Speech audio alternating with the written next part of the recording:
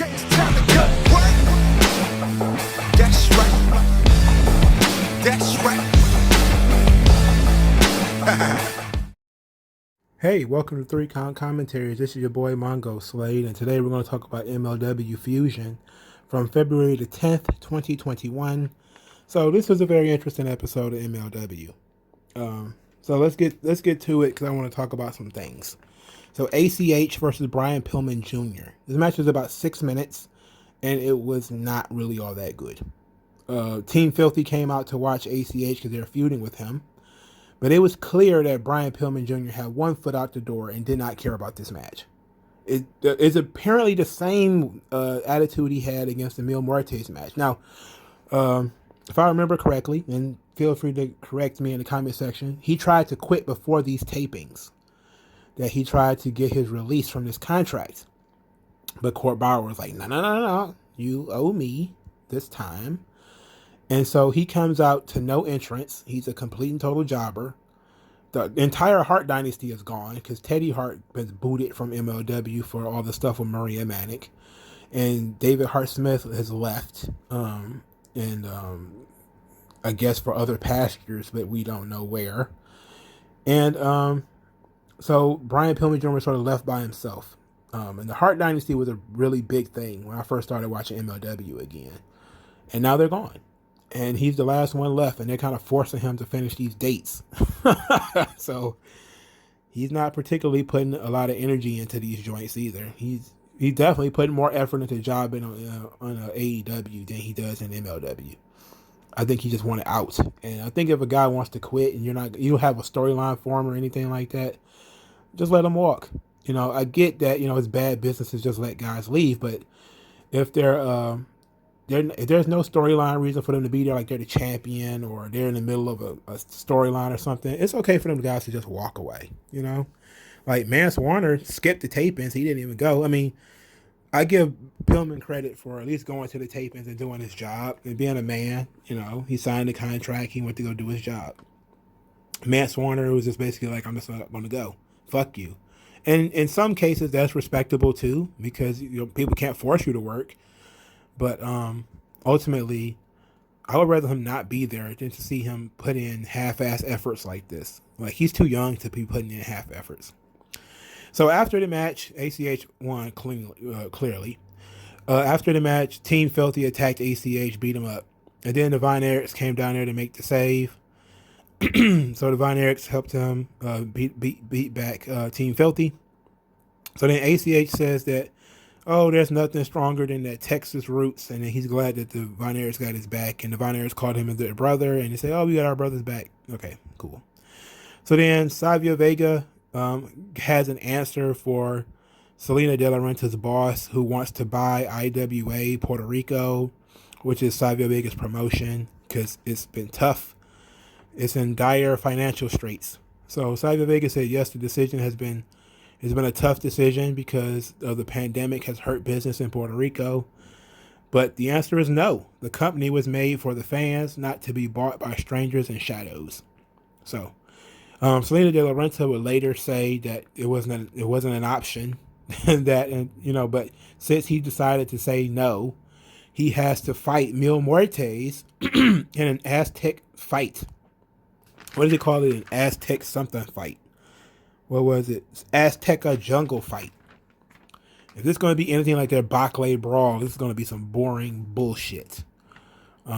Just have a fucking no disqualification match. For starters, how about not having a no disqualification match? How about just starting with a regular match instead of jumping to blood feud levels of stuff? Whatever. Who cares? We got match 2 with Zenshi versus heavyweight hustle Calvin Tankman. This match was also about 6 minutes and it didn't need to be. Zenshi's offense was ineffective at first, but over time it became more effective. But basically just his strikes. He would drop kick him and Tankman would no sell it. But then like 5 or 6 minutes in, he could almost knock him down with a drop kick. It's basic storytelling that Tankman is a big dude. He's starting to, he throws a lot of material and eventually his stamina kind of catches up with him. But I would really just have Tankman kill this guy a lot faster, Like 6 minutes is short for a match, and it doesn't stay around too long. But I don't know. Zenshi is a guy that I think that he can do more with. He just enjoy having him job. And Tankman is already doing matches, rematches on his run. But Calvin Tankman just looks like something out of the armpit of Mississippi. I mean, the grill and everything. I think he's from Indianapolis. When I was in Indianapolis, I saw a lot of people who looked like him. So yeah, I can see that he, was from Indianapolis. All right, so Joseph Samael, basically says that Hammerstone failed. He made the mistake of thinking he was immortal and messing around with Contra. And now they're going to finish him off, but they didn't show us anything about what they're actually going to do with him. So Leo Rush was in the parking lot. He's coming to the show, and he talked about how this is a big opportunity for Laredo Kid, not for himself. And he paid the cameraman $20 to carry his bag. So that was interesting. Not. So Alicia Atout had an interview with Richard Holiday where she basically accosted him and claimed that he was not the real Caribbean champion and that, he had a fake referee and all this type of stuff. So Richard Holiday assured her that he really was the Caribbean champion and that he should stop assuming that he did anything untoward and that Tim Donaghy is a model citizen and a friend. And then Alicia Atout was like, "Oh, come on, Richard. What about all of the bets?" And she started asking him about all of this supposed evidence that she's got. And eventually Richard Holiday was just like, enough of this. And he turned his, he ended the interview. I don't know how I feel about Alicia Atout. Like, she feels like somebody playing a character, and not like a real investigative journalist with like real sources and everything. But I'm glad that somebody is trying to do that and bring that to the wrestling business again. Is that there's too many people who are basically just microphone stands, like Kayla Braxton and the various women in WWE. Most of them just kind of stand there with the microphone. Occasionally they'll give some lip or they'll call you out, but it's not like Mean Gene Okerlund. Mean Gene Okerlund always had a response. Mean Gene Okerlund, when you would say something ridiculous to Mean Gene Okerlund, he always had, "Oh, come on. What are you talking about?" But now these women just kind of stand there and like, "Oh, you just lied." And okay. Charlie sometimes, because she's, she does ESPN. So sometimes she's allowed to banter. Sometimes Kyla Braxton is, banters. But most of the time, they just basically microphone stands. They just stand there and hold the microphone. Like, you're paying people to do nothing on the show. They don't change facial expressions and stuff either. Sometimes they'll smile or something. But that's about it. They really don't do much of anything. So Alicia does something. Like, as far as her character has range. Where 1 minute she's doing something sort of silly, the next minute she's doing something serious. It's supposed to be like hard-hitting investigative journalism. She also does snark, where she talked about when she talked about Filthy Island, she was giving a lot of snark with the Filthy Island stuff. So it's okay. She's all right. She brings something different. The second match, or the third match rather, was Contra versus Injustice. And this match never even got started because Jacob Fatu attacked Injustice from behind, and there was a big brawl in which Oliver and Reed, Injustice, knocked down Jacob Fatu and hit him with a cutter and all that type of stuff. So then Jordan Oliver said that he wants the belt, and of course, like I said, the match got thrown out. So apparently on March the 3rd, on March 3rd, there will be Jacob Fatu versus Jordan Oliver for the World Heavyweight title, MLW World Heavyweight title. Which is fine and all, except the fact that we have a top 10 list. And I didn't see Jordan Oliver on that top 10 list anywhere. What is the point of having a list if Jordan Oliver can just get the list? What is the point? Like, that is the problem with rankings. Like, you've had the same person in number one for 6 months or whatever.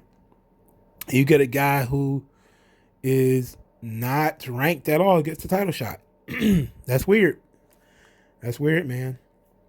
So the main event was Leo Rush versus Laredo Kid, title for title, MLW Middleweight Championship versus the AAA Cruiserweight Championship. This was very interesting. This match was pretty good. I was surprised to see a clean finish, and Leo Rush won the title. He won the AAA Cruiserweight belt. This match was pretty good. You know, Laredo Kid trying to use some submissions to slow down Rush, target Rush's legs, and it was pretty good. You know, afterwards, Leo Rush won with the frog splash. So afterwards, Rush said, "Check your clocks, check your watches. It's rush hour, and it always has been and always will be."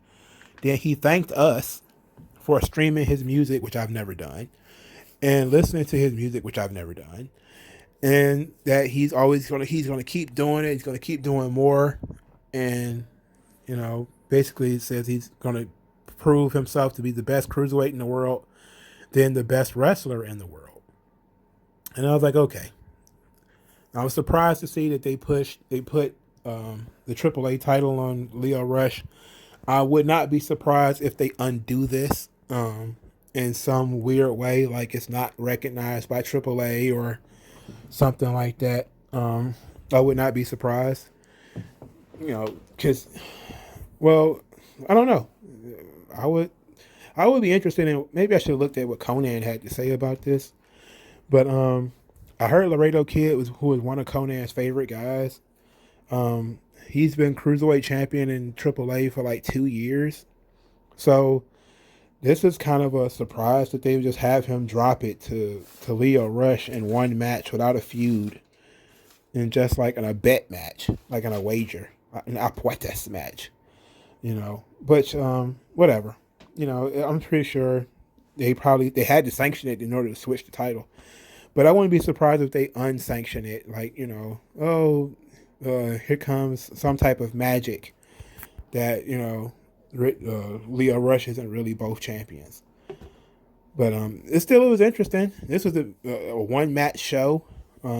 If you are interested in Leo Rush, this was a good match to watch.